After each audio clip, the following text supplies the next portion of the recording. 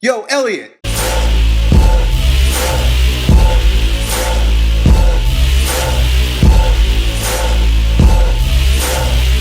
So our buddy Harry Justice recently started watching some of my deadlift videos, and he knows the importance of deadlifting, and he also understands the importance of corrective deadlifting. That's really the type of deadlifts that I teach when I've got the stick there and I'm telling you to keep thoracic extension and bring your shoulder blades together and pull your hips under and shit like that.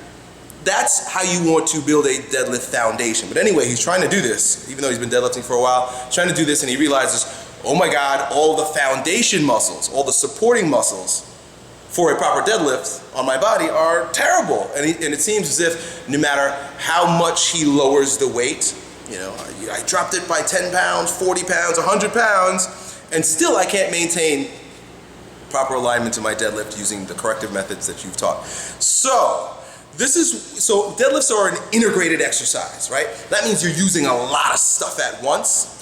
What you've got to do oftentimes, and especially with people who have been either exercising improperly or have a lot of muscular imbalances due to injury or just shitty lifestyles, is you've got to isolate, right? This is where isolation makes sense. This is not bodybuilding isolation, but this is joint integrity isolation. This is movement capacity isolation. You've got to literally take the giant movement of a squat or a deadlift, and you've got to chunk it down into different parts of the movement. So parts of the deadlift would include thoracic extension, hip extension and flexion, knee flexion and extension, right? And then there are muscles associated with those chunks. So the chunks of maintaining thoracic extension, or using the hips to extend, or the knees and ankles, right? You chunk those down.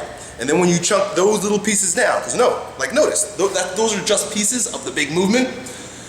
You chunk those down, and now you're looking at pieces that can be strengthened or corrected with stretching and exercises. So this is why corrective stretches make so much damn sense. And everybody who says never stretch before your workout are retarded. I don't care who you are. If you don't understand that when you deaden the nervous system's response to tonic muscles prior to going into a movement so that you can have proper alignment, so you can maintain joint integrity, then you don't know what you're talking about.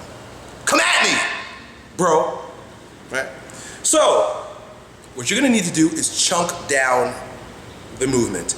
The areas that you're talking about, namely it's the thoracic extension he can't maintain, you've got to chunk it down. We got to look at the muscles associated with thoracic extension. Which ones are tight and which ones are weak? The ones that are going to be tight, it's always this way. I haven't even assessed you, but I could figure it out.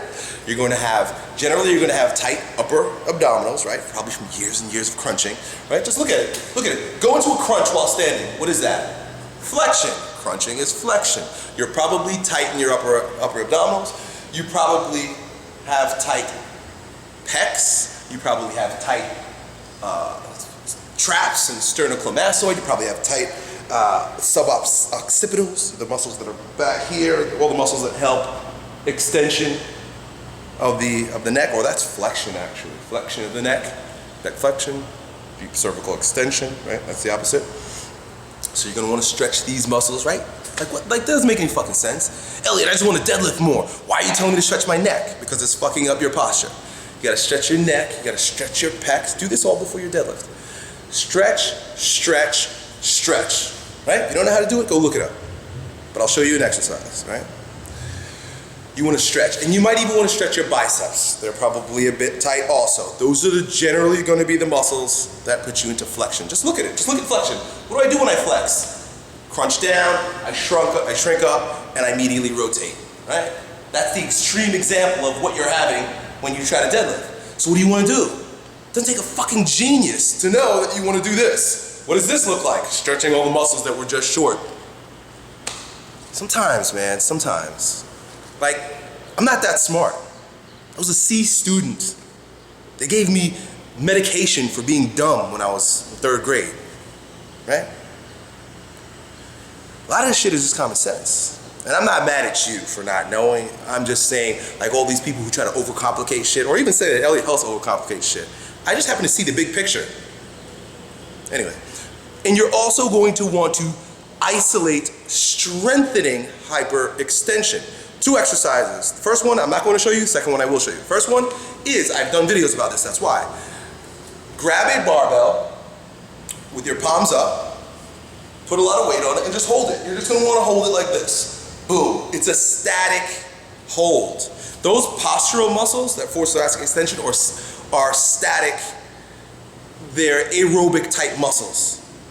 They're meant to be holding on for a long time. They're not like your glutes that you use to jump. They're static postural muscles. So you want to be able to like look at the clock for a minute with like 100, maybe 95 or 135 pounds, and just hold it, right? Static holding. That one's actually a bit more advanced than the other one I'll show you that you're also going to add, right? Notice what I just did here, right? Palms up, boom. Watch this. This one, I'm going to show you how to do it properly. You lay down on your stomach. You're going to come up on your rib cage. So I got enough room here. And you're going to force thoracic extension while you're down on the floor.